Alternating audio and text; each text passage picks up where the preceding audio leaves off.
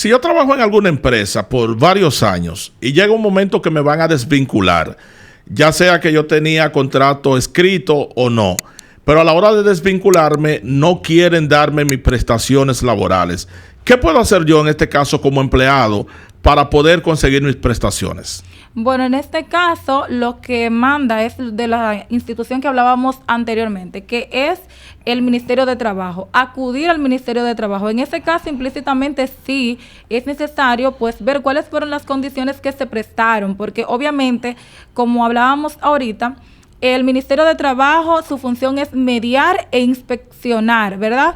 Cuáles son los procesos que se están dando en la relación laboral entre el empleador y el empleado. Entonces, partiendo desde ese punto, obviamente, inmediatamente vaya un empleado y diga, bueno, mire, a mí me cancelaron, pero no me quieren dar mis prestaciones laborales.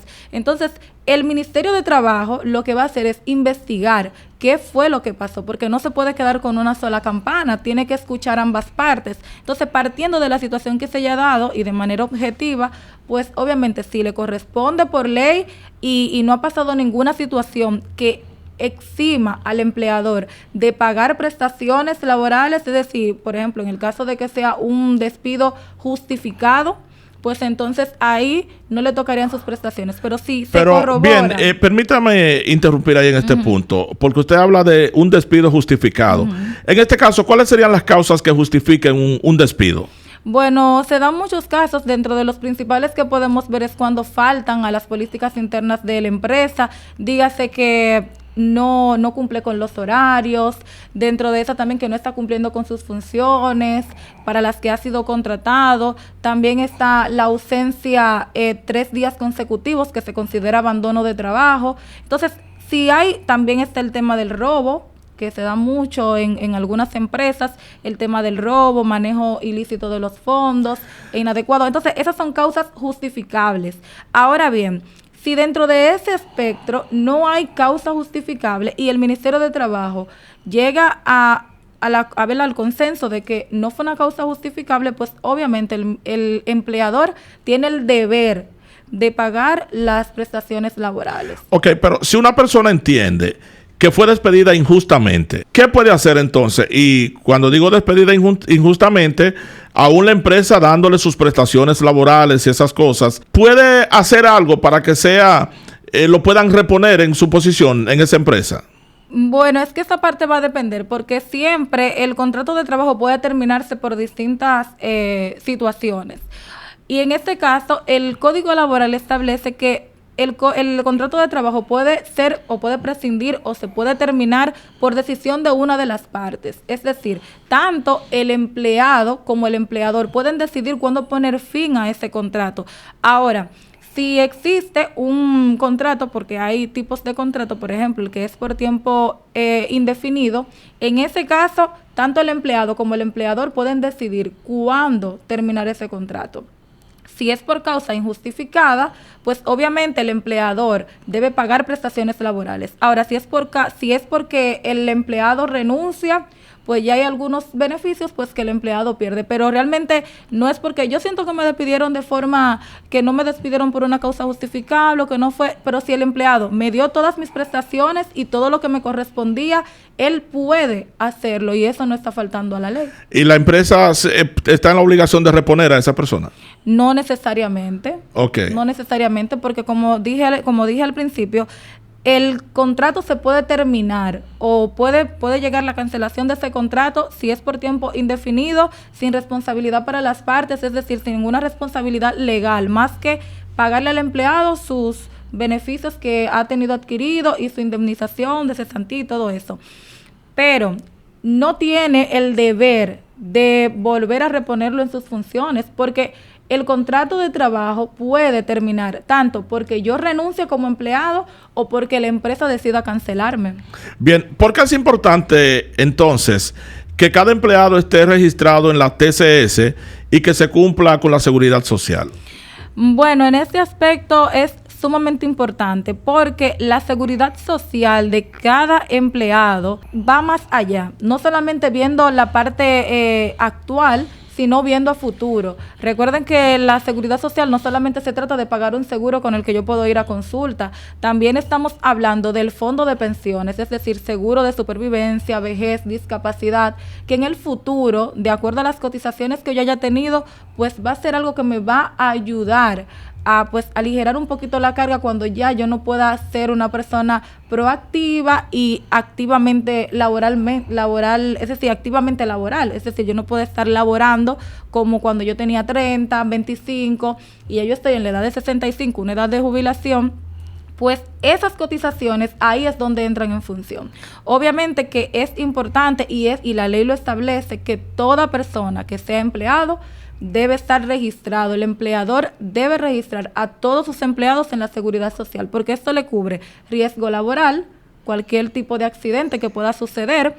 Actualmente el monto a pagar es un 1.10% y también puede llegar a 1.30%. Va a depender del riesgo en el que se encuentre el empleado dentro de las funciones que realiza. Ok, en este caso usted dice que todo el personal debe estar registrado. Todo. Pero en caso de que la empresa no haya formalizado a todos sus empleados, ¿qué riesgo o a qué riesgo se está exponiendo acá?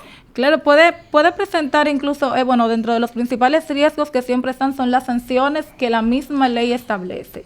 Pueden ser sanciones económicas, pero también pueden ser sanciones legales y también pierde credibilidad, porque recuerden que tanto la DGI como la Seguridad Social se conectan entre sí.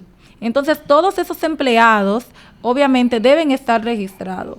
Y si pasa cualquier situación, ya sea un accidente, camino al trabajo, y esa persona no tiene seguro ni está registrado en la TCS, pues obviamente eso se podría traducir en una demanda laboral. Y esas son situaciones muy delicadas.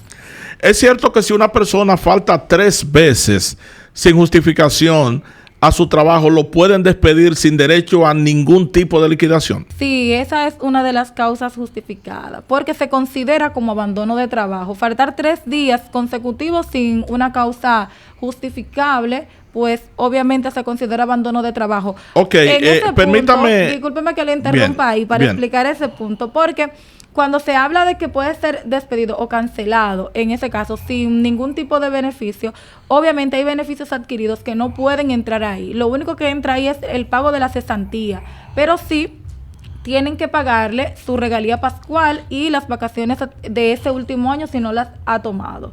Eso sí hay que pagar. Ahora, lo que no se pagaría sería lo de la cesantía, porque ya se considera como un abandono de trabajo. Ok, pero quiero entender algo.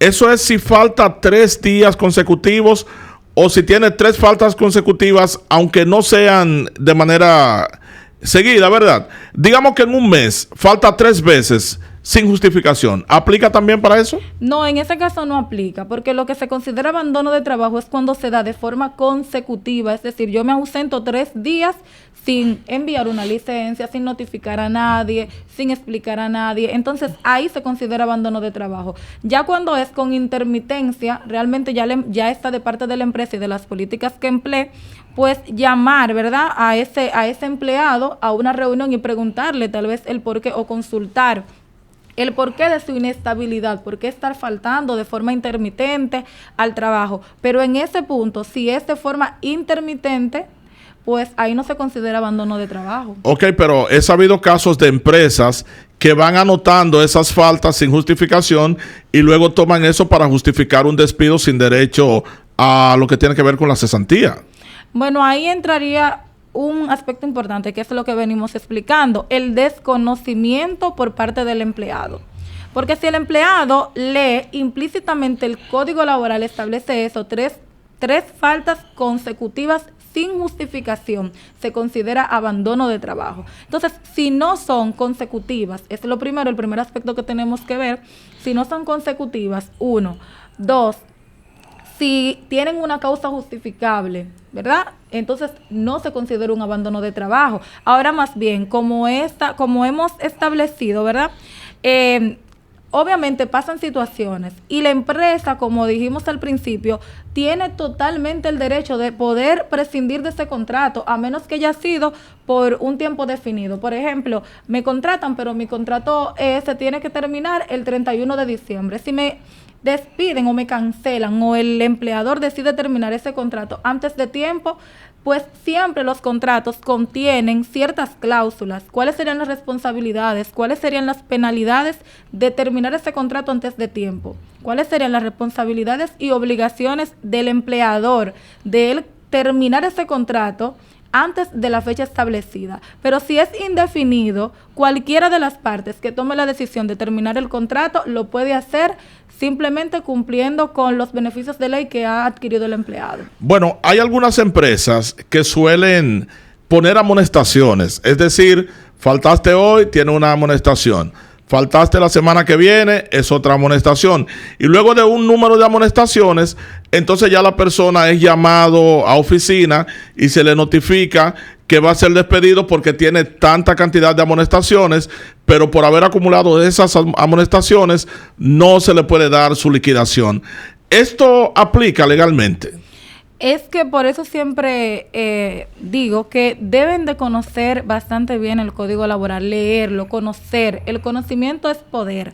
Entonces, obviamente, como dije al principio también, están lo que son las políticas internas de la empresa. Y las políticas, recuerden que el derecho laboral regula la relación entre empleado y empleador, pero respeta, hay una línea muy delgada entre las políticas propias de la empresa. Entonces, las amonestaciones son políticas internas de cualquier empresa. Es decir, yo tengo que poner mis reglas, ok, el Código Laboral establece esto, esto y esto, pero yo como empresa, para asegurarme de que esas funciones y de el correcto funcionamiento de mi empresa, que nos lleve a un crecimiento posterior, pues yo tengo que aplicar ciertas políticas que me ayuden y me garanticen que eso va a salir bien. Entonces, ahí el tema de las amonestaciones va más arraigado al tema de las políticas internas de cada empresa. Ya si entienden y el Código Laboral establece, o el código no, el contrato laboral que se haya firmado, el contrato laboral que se haya firmado, pues establece y dice, bueno, si esta persona se le hacen 3 amonestaciones y por faltas o por faltas graves, por faltas leves, y eso, el contrato laboral ahí mismo termina sin responsabilidad para mí como empleador. Ya eso está en el contrato y usted lo firmó. Pero eso es legal, eso es legal. Es que el hecho de que esté en un contrato laboral, ¿significa que sea legal? Es que el tema del contrato, eso es lo que va a hacer. Por eso digo que lo que hace el derecho laboral es que regula esa relación. Ahora bien, las políticas internas de la empresa nunca pueden ir en contra de la ley, obviamente, pero sí se pueden salvaguardar. Y si ese empleado está faltando al compromiso que ha adquirido y todo eso pasa mucho también cuando el empleado, por ejemplo, es contratado para ciertas funciones y hay una cláusula pequeña que dice que siempre que sea necesario, si nosotros necesitamos de sus servicios, de que se extiende el horario y demás, usted tiene que aceptar. Si usted se niega, usted está faltando a las políticas de la empresa y la empresa puede prescindir de sus servicios, obviamente sin faltar a lo que establece la ley, que es otorgar sus prestaciones. No prestaciones en el tema de la cesantía, pero sí el tema de las vacaciones y regalía pascual.